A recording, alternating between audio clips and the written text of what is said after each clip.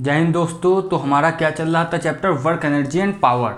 इसमें हम पढ़ चुके थे conservative non conservative force work energy theorem, और आज पढ़ेंगे हम लोग पोटेंशियल एनर्जी।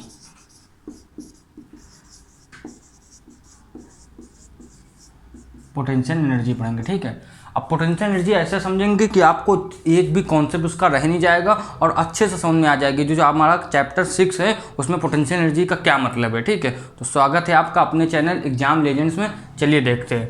सबसे पहले जो पोटेंशियल एनर्जी है वो तो डिफाइंड ही नहीं है, इसको आप कहोगे नॉट डिफाइंड। पोटेंशियल एनर्जी जो है नॉट डिफाइंड है ना। हमारे पास जो हमारे सिलेबस में है वो है change in potential energy, change in potential energy, ठीक है। हमारे जो सिलेबस में डिफाइंड हो चेंज इन पोटेंशियल एनर्जी है। और चेंज इन पोटेंशियल एनर्जी भी कैसे है, अब चैप्टर का नाम होना वर्क एनर्जी एंड पावर है, तो चेंज इन पोटेंशियल एनर्जी आपका इक्वल होगा ना minus of work done by all conservative forces, ठीक है। मतलब जो चेंज इन पोटेंशियल एनर्जी होगा वो आपका इक्वल होगा माइनस ऑफ वर्क डन, है ना। वर्क डन वो भी किससे, बाय ऑल कंजर्वेटिव फोर्सेस, मतलब जो कंजर्वेटिव फोर्स होंगी। जैसे आपकी कौन सी हो गई, ग्रेविटेशनल फोर्स, आपका इलेक्ट्रोस्टैटिक, है ना, और आपका क्या इलास्टिक फोर्स, ये आपकी कंजर्वेटिव फोर्स आती हैं। इतना तो समझ में आया। अब इसके आगे मतलब आपको एक एग्जाम्पल जैसे देना हो कि कैसे मतलब ये ऐसे इक्वल होगा, कैसे क्या रहता है, तो उसमें ये रहता है। देखिए आप जो चेंज इन, एक एग्जाम्पल ग्रेविटेशनली फोर्स का ले लेते हैं, उससे समझ में आएगा। मान लीजिए ये बॉडी कोई रखी है ग्राउंड पे, ठीक है। ये ग्राउंड है हमारा, हमने ग्राउंड से पहले बॉडी को ले गए हम लोग m1 यहाँ पर, ठीक है। और उसके बाद फिर ऊपर ले गए बॉडी को m2 में, ठीक ना। ये m2 में ले गए, ऐसे होगा। अब देखो यहाँ की जो हाइट है, यहाँ की जो हाइट रहेगी वो कितनी हो गई आपकी h1, और ये पूरी जो हाइट है ये कितनी हो गई आपकी h2। ये बिल्कुल रहेगा कि नहीं, ठीक है। अब हमने देखा कि जो चेंज इन पोटेंशियल एनर्जी निकालना होता है तो यहाँ से यहाँ जाने में, और अगर आप पूछोगे ग्राउंड की पोटेंशियल एनर्जी क्या होगी, तो देखो पोटेंशियल एनर्जी में हमको क्या निकालना होता है, यहाँ की जीरो होगी। क्यों? देखो जो पोटेंशियल एनर्जी है वो आपकी फिजिक्स में डिफाइंड नहीं है। तो क्या होता है, हम जब भी पोटेंशियल एनर्जी चेंज निकालते हैं या चेंज इन पोटेंशियल एनर्जी जो कॉन्सेप्ट है वो निकालते हैं, तो क्या कहते हैं, हम रेफरेंस मानते हैं। जैसे धरती जो है अपनी अर्थ, उस ग्राउंड में हम लोग इसको पोटेंशियल एनर्जी को जीरो मानेंगे, तब जाके हम चेंज इन पोटेंशियल एनर्जी निकालेंगे। अब आप देखोगे यहाँ पर h1 हाइट है, ग्राउंड की तो जीरो है, ठीक है, h1 हाइट है, और यहाँ पर कितनी है h2। तो अगर हम ये डिस्टेंस देखें तो ये कितनी होगी, h2 माइनस h1 होगी, बिल्कुल ये चीज़ बिल्कुल होगी, ठीक है। अब आप जानते हो वर्क डन बाई, हाँ, ये आपका जो होता है पोटेंशियल एनर्जी, ये आप लोगों ने 9th में पढ़ा होगा। पोटेंशियल एनर्जी इसकी क्या होगी, mgh, है ना, mass into gravity acceleration due to gravity into height, ठीक है। अब आप देखोगे जो हाइट हुई है, चेंज इन हाइट वो कितनी है, या फिर जो एग्जैक्ट हाइट है जिसको कहेंगे टोटल लेंथ है, या फिर कहेंगे नेट लेंथ, वो h2 माइनस h1 है। तो पोटेंशियल एनर्जी आपकी कितनी हो गई, mgh2 माइनस h1, ये हो गई। अब जो हमने कहा change minus of work done के इक्वल होती है, तो हमारी जो वर्क डन है वो कितना हो जाएगा, क्योंकि भाई हम लोग तो यही चैप्टर पढ़ रहे हैं ना, तो वर्क डन हो जाएगा हमारा माइनस mgh2 माइनस h1, ये हो जाएगा। क्योंकि इसमें सारे कॉन्सेप्ट हम लोग वर्क डन के ही सीखेंगे, ठीक है, क्योंकि चैप्टर वर्क डन चल रहा है और उससे रिलेटेड एनर्जी ये सब सीखेंगे। जैसे पहले वाले लेक्चर में से हम लोग काइनेटिक एनर्जी सीख चुके हैं। अब देखो एक दूसरा फॉर्मूला इसका क्या रहता है ना, ये पोटेंशियल एनर्जी का जो दूसरा फॉर्मूला है जो सबसे ज़्यादा वो भी यूज़ होता है, ठीक है, उसको भी आपको समझ के रखना है ना। उससे पहले लेकिन ये देख लो, इसको आपको लिखना हो तो कैसे लिखोगे, चेंज इन पोटेंशियल एनर्जी, तो आप लिखोगे you final minus you initial, है ना, equal minus of work done, ठीक, ये रहेगा minus of work done by conservative forces, ठीक है, कंजर्वेटिव फोर्सेस, ये इतना रहेगा। ये अच्छे समझ में आया, ये चीज़ है। एक फॉर्मूला रहेगा आपका चेंज इन पोटेंशियल एनर्जी, इसको ऐसे भी लिख सकते हैं, होगा आपका फोर्स ये स्मॉल उसके लिए होगा। अगर स्मॉल उसके लिए आपका पूछे तो क्या रहेगा, डी यू इक्वल होगा आपके एफ डॉट डी एस के। अब जानते हो ये भी वर्क डन रहता है, ठीक है। अब चलिए इसमें कुछ हम लोग क्वेश्चन देख लेते हैं, है ना, इतना तो आप नोट कर लोगे। चलो अब देखना, हमको एफ एक क्वेश्चन दे दिया है, एफ इक्वल टू 2x, और आपसे कहा है जो यू पोटेंशियल एनर्जी है x इक्वल टू 1 पे, है ना, जब डिस्टेंस x इक्वल टू 1 है तब आपकी कितनी है 10 जूल मान लीजिए ना। अब आपसे पूछेंगे x इक्वल टू 2 पे क्या है, यानी कि ये इनिशियल हो गई तो ये फाइनल क्या होगी, यही बताना है आपको ना, कितनी रहेगी ये आपको बताना है। अब देखो इसमें सिंपल सा आप जानते हो u final minus u initial, वहाँ साइड में लिखा भी होता है माइनस ऑफ वर्क डन, और इसको ही आप लिख सकते हो minus F dot D S, आराम से कोई दिक्कत नहीं, ठीक है। अब देखो ये इसको इसमें क्यों चेंज किया, हमको फोर्स दी हुई है और डी एस यानी कि जो x और x2 है ये क्या डिस्प्लेसमेंट ही तो होता है, तो डी एस में आप क्या रख सकते हो, लिमिट रख सकते हो। इसको सॉल्व करना है, केवल कुछ नहीं करना। यू एफ की वैल्यू नहीं पता, कोई भी दिक्कत नहीं, माइनस है बीच में यू आई की वैल्यू, देखो इनिशियल की 10 जूल लिख दो यहाँ पर 10, इक्वल लगाया। अब देखो ये माइनस एफ है, ये माइनस का एफ है और ये पूरी इसको इंटीग्रेट ही करना है, तो यहाँ पर पहले तो वैल्यू डालोगे 2x डी। अब देखो यहाँ पर एफ डी एक्स है, इसकी जगह आप x कर सकते हो, क्यों, तो अभी बताते हैं एफ डी एक्स की जगह x क्यों कर सकते हो, क्योंकि ये एक वेरिएबल होता है, डिस्प्लेसमेंट को आप चाहे x से दिखाओ चाहे s से दिखाओ, वो आपके ऊपर है। यहाँ x किया, x की वैल्यू लोअर लिमिट है 1 और लास्ट में कितनी है 2, यहाँ तक तो पूरा समझ में आया, कोई दिक्कत नहीं। अब देखो यहाँ पर क्या करना, बस इसको सॉल्व करना है, यू एफ माइनस 10, ठीक है। अब इसको आप इसका क्या कहते हैं डिफ्रेंशिएशन करोगे, 2 बाहर आ जाएगा, एक्स स्क्वायर अपॉन 2 होगा डिफ्रेंशिएशन x का, इस वाले फॉर्मूले से। देखो फॉर्मूला हम हर बार लिख देते हैं कि आपको कन्फ्यूजन ना हो, x की वैल्यू n+1 अपॉन x की वैल्यू a n+1 ये रहता है, ये फॉर्मूला रहता है, ठीक है। तो अब इसको सॉल्व करना है केवल, यहाँ पर कितनी आ गई value 2x² upon 2, upper limit और लोअर लिमिट रख देना 1 और 2, आगे अपर लिमिट लोअर लिमिट, ठीक है।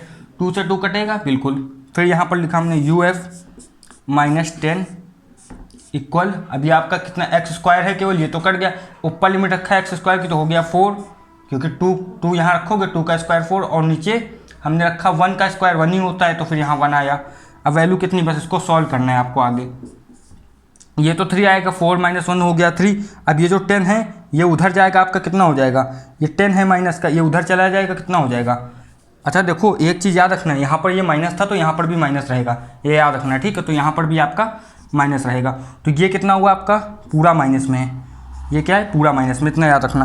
10 वहाँ जाएगा प्लस का हो जाएगा, और ये माइनस का ही था, माइनस का 3, तो आपकी वैल्यू कितनी होगी, ये माइनस का था वहाँ जाएगा प्लस का हो जाएगा, और ये पूरी डिजिट 3 होगी, माइनस का साइन खुलेगा तो -3 है ना, और -10 से -3 गया, आगे आपका 7 जूल, यही आंसर रहेगा आपका, ठीक है। इतना नोट कर लीजिए। अब एक टॉपिक आपका रहता है 10th 9th में ये भी पढ़ चुके हैं, ग्रेविटेशनल पोटेंशियल एनर्जी। इसका फॉर्मूला केवल आपको याद रखना होता है G(m1m2)/r, ठीक है, माइनस में ये रहता है फॉर्मूला, ये आपको याद रखना है। अगर कहीं क्वेश्चन आ जाएगा तो आपको मास 1 दिया होगा, 2 दिया होगा, जी की वैल्यू होती है 6.67 × 10⁻⁻11, इसको कहते हैं यूनिवर्सल ग्रेविटेशनल कांस्टेंट UCG ना, इतना बस याद रखना है। अब इससे अब ये क्यों होता है, इससे क्वेश्चन आपके उसमें आएगा, मतलब नॉर्मली है चेन वाला, अगर वो आपको आता है तब तो सही है, नहीं आता तो आप इसका आंसर अब सोच के बताना। इसमें 3 चीज़ें आपसे पूछेंगे, एक इसे ये है ग्राउंड से एक चैन है ऐसे ऐसे, ये चैन ऐसे खड़ी है, h हाइट की है, एक चैन है सेम सब हैं इसी हाइट की, एक चैन ऐसे है ना, h हाइट की है, मतलब ये हाइट बताना है, ये h हाइट में ऐसे खड़ी है, ये h हाइट में ऐसे है ना, ये है एक चैन है, वो भी मतलब चेन की लेंथ क्या है उससे भी आपको मतलब नहीं, ठीक है। एक ही ऐसे है पड़ी हुई नीचे, मास है सारी चेन का, मास आ गया ना, सबका m है, इसका भी m है और इसका भी m है, तो अब लॉजिक से बताना है ना। अब देखो इस पहले तो इसका देख लेते, h हाइट में है, ग्रेविटेशनली आपसे पूछा है वर्क क्या लगेगा, तो आप बताओगे, या फिर सबसे वो पूछेंगे आपसे ग्रेविटेशनल एनर्जी क्या होगी, ठीक है, ग्रेविटेशनल एनर्जी पोटेंशियल एनर्जी, तो आपकी ये क्या होगी GPE सिंपल सा ये आपका आ जाएगा M G H, mass into G जो होता है आपका एक्सेलरेशन ड्यू टू ग्रेविटी, और एच हाइट हो गया। इसमें देखेंगे, इसमें ये हाइट यहाँ पर दी हुई है, ठीक है। अब इसमें आपको बताना कैसे क्या होगा, चैन ऐसे सीधे रखिए। इसमें क्या होता है, कॉन्सेप्ट आता है आपका सेंटर ऑफ मास का। अब इस जो चेन है इसका सेंटर ऑफ यहाँ पर होता है, यहाँ पर जो हाइट हम लोग लेते हैं h/2, तो इसका आंसर होगा mg/2 है ना, mgh/2 यानी mgh/2 पूरा। इसमें क्या होगा, इसकी भी ये इसकी हाइट कितनी है कुछ दिया ही नहीं हुआ, तो मतलब क्या एकदम जमीन से सट के, तो इसकी हाइट आप 0 कह सकते हो है ना। तो इसका होगा mg, हाइट है 0, तो पूरा हो गया 0, ठीक है। ये क्या था, ये तो सारे आसान वाले थे। अब एक क्वेश्चन आएगा जो बिना एक कॉन्सेप्ट के आप लोग नहीं कर सकते, तो इतना नोट करिए, वो वाला क्वेश्चन करते हैं। अब देखो जिस क्वेश्चन की हम लोग बात कर रहे थे वो यही वाला है। इसमें क्या हुआ कि हमने कर्व करके एक चैन को लगा दिया है आर, जिसका अब ऐसा मतलब हाफ सर्कल ऐसा बनाया है कि इसमें आर उसकी रेडियस है। तो आपसे कहेंगे इस चेन का मतलब आपको पोटेंशियल एनर्जी बता देना है, जिसको कहेंगे ग्रेविटेशनल पोटेंशियल एनर्जी। तो देखो पहले वाले तो आसान से कॉन्सेप्ट तो हो गए, इसमें क्या होगा, इसमें हम एक नया कॉन्सेप्ट छोड़ेंगे जिसको कहते हैं आपका डी मास, इसको कहते हैं, या फिर स्मॉल मास, ये वाला कॉन्सेप्ट सीखेंगे। वो कैसे होता है देखो, अब इसका पूरा निकालने का कोई कॉन्सेप्ट नहीं है, यहाँ पर ऐसे चीज़ों में इंटीग्रेशन काम आता है। तो आप क्या करोगे, मान लीजिए यहाँ पर एंगल एकदम नीचे 0 है और मैक्सिमम 90 जाएगा, तो दिख ही रहा है। तो हम क्या करेंगे, बीच का एक एंगल लेंगे जिसको डी थीटा नाम देंगे, और उसके पास कितना चैन का मास है तो उसको डीएम कह देंगे, समझ लो, लेकिन उसकी रेडियस तो ये रहेगी है ना। ऐसे करके सॉल्व करेंगे। मान लो जैसे हमने इसको इतना काटा, तो ये डी थीटा हुआ, इसको बड़ा कर लिया समझने के लिए, और ये आर रेडियस है। तो अब आप जानते हो ये क्या होता है, एंगल इंटू थीटा, ये आर्क के बराबर होता है, एंगल इंटू मतलब हाँ, ये जो थीटा इंटू आपका किसको एंगल कहते हैं, एंगल इंटू आपका जो रेडियस होता है, एंगल इंटू रेडियस, वो आर्क के बराबर होता है। ये पढ़ा होगा, आर्क इक्वल टू क्या होता है आपका थीटा इंटू रेडियस। तो ये आर्क ही तो है, तो इसकी वैल्यू आर डी थीटा आ जाएगी। ये तो इतना समझ में आया, ठीक है। अब जिसका यूज़ कहाँ होगा वो भी पता चलेगा है ना। अब आप देखो कि मान लीजिए ये आर है, तो इसका जो कंपोनेंट आएगा नीचे, कंपोनेंट, अब यहाँ पर ये देखो ये आर साइन थीटा जो है, ये जानते हो आप कंपोनेंट है, यहाँ कॉस थीटा, तो यहाँ आर साइन थीटा आएगा अगर ये आर है तो, ठीक। ये इतना तो समझ में आ रहा है। अब देखो यहाँ तक है। आप जानते हो कि अगर हमको ये डीएम को हमने स्मॉल मास मान लिया ना, स्मॉल मास है डीएम, इसको स्मॉल मास कह दो, ज़्यादा अच्छा है, छोटा मास। अब आप जानते हो स्मॉल हम एनर्जी निकालेंगे तो उसके लिए फॉर्मूला क्या होगा आपका, mgh है ना, DMGH ये रहेगा। अब आप देखो कि नीचे सबसे जो लिमिट जाएगी 0 जाएगी, ऊपर सबसे 90, ये नीचे 0 एंगल है, ऊपर है 90, ये डी निकालने के लिए, और DMG r साइन थीटा ये होगा। अब ये r साइन थीटा कैसे आया यहाँ पर है ना, वैल्यू तो यहाँ mgh थी, तो ये कैसे सॉल्व करना, वहाँ देखो। अगर हम कहें जो मास है, पूरा मास, ये पूरा मास है, इसको बड़ा एम चाहे नाम दे दो, यही ठीक है ना, लेकिन ये एम है। ये फुल मास कब आया है, जब हमने, अगर ये फुल मास हम देखेंगे कितने लेंथ में है, तो चेन की लेंथ कितनी है, πr/2 है चेन की लेंथ। देखो भाई देखो, 2πr क्या होता है पूरा सर्कल का, फिर πr आपका होता है हाफ सर्कल का, और उसका भी आधा करेंगे तब जाके तो ये कोऑर्डिनेट आएगा ये, इसलिए पूरा मास इसमें πr/2 में है, ठीक है। तो हमसे कह देंगे कि भाई जो डीएम मास है, डीएम छोटा मास, वो किस में है, तो आपको क्या करना होगा, सिंपल सा जो यूनिटरी मेथड होता है, ये सेम चीज़ रखी हुई है, आप क्या करोगे, इसको नीचे करके आर डी थीटा से मल्टीप्लाई करा दोगे, क्योंकि आर डी थीटा ही तो लेंथ है जहाँ पर पूरा मास आ रहा है, और जब इसको पूरा सॉल्व करोगे तो ये वैल्यू आएगी। बस कुछ नहीं करना है, ये वाली वैल्यू को आपको यहाँ पर पुट कर देना है। ये देखो यहाँ पर पुट कर दिया वैल्यू, सॉल्व कर देना, इसमें यहाँ पर पूरी वैल्यू हमने पुट कर दिया है, और जब इसको सॉल्व करेंगे यहाँ पर ये चीज़ वैल्यू आएगी, ये वैल्यू यहाँ पर पुट कर दिया हमने ना इस जगह पे, यहाँ पर जब पुट किया, अब इसको ये जब इसको पुट किया, अब इसमें से केवल सॉल्व करना है। आर साइन, आर भी अपनी जगह रहेगा, सब चीज़ें अपनी जगह हैं, बस साइन थीटा की अब ये 90 वो आ गई, क्योंकि जो थीटा है उसकी लिमिट आप थीटा ही में तो रखोगे। तो यहाँ पर कितना आ गया, ये 0 और ये 90, साइन थीटा था उसका डिफ्रेंसिएशन, उसका इंटीग्रेशन क्या हो गया, माइनस का कॉस थीटा, वैल्यू रख दी हमने। अब वैल्यू रखने के बाद कैसे सॉल्व होगा, देखो सिंपल सा है, आपका हो जाएगा, जैसे ये हमारा यू निकल रहा था, अब ये तो पूरा एनर्जी हो गई ना, अब तो ये पूरी एनर्जी हो गई, क्योंकि अब हमने इंटीग्रेट कर दिया। आपका हो जाएगा 2mgr/पाई mgr, तो mrg जो भी लिख सकते हो, माइनस का कॉस 90 माइनस ना, ऊपर वाली लिमिट लगाइए कॉस, और ये भी माइनस का, देखो यहाँ माइनस इसलिए यहाँ माइनस लग रहा है, कॉस 0 डिग्री अब देखो ये तो 0 हो जाएगा और इसकी वैल्यू क्या माइनस माइनस प्लस 1 करके, तो ये पूरी वैल्यू हो गई हमारी, ये पूरी हो गई 1। अब ये आपका आंसर कितना आ गया, u की वैल्यू आई हमारी 2mg/r अपॉन पाई, ये वैल्यू आ जाएगी आपकी, जूल में होगी। अब इसके आगे हमारा एक स्प्रिंग कांस्टेंट है, उसको देख लेते हैं, एकदम जरा सी चीज़ है।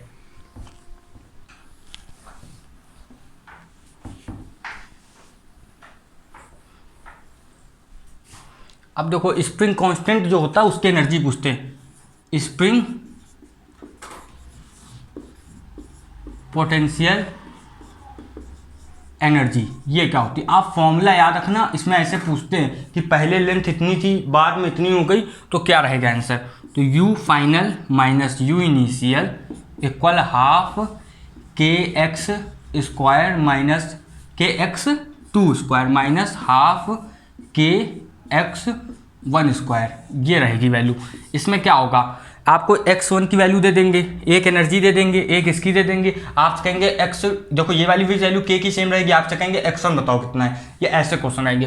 तो आज हमारा पोटेंशियल एनर्जी भी पूरा हो गया। अब इसके आगे जो कॉन्सेप्ट होगा उसको अच्छे से करेंगे, उसके बाद होगी एनसीईआरटी सॉल्यूशंस। साथ में आपकी ट्रिग्नोमेट्री की हमने कल एक ट्रिक डाली थी, उसको देखना मत भूलना, एनडीए के लिए, सीबीएसई के लिए, मेन एनडीए के लिए वो, ठीक है। और हम कल एक फिर ट्रिक लेके आएंगे ट्रिग्नोमेट्री से रिलेटेड, जिसमें आपके क्वेश्चन 10 सेकंड के अंदर होंगे, ठीक है। जब तक के लिए पढ़ाई करते रहिए, चैनल को लाइक शेयर सब्सक्राइब कीजिए। जय हिंद।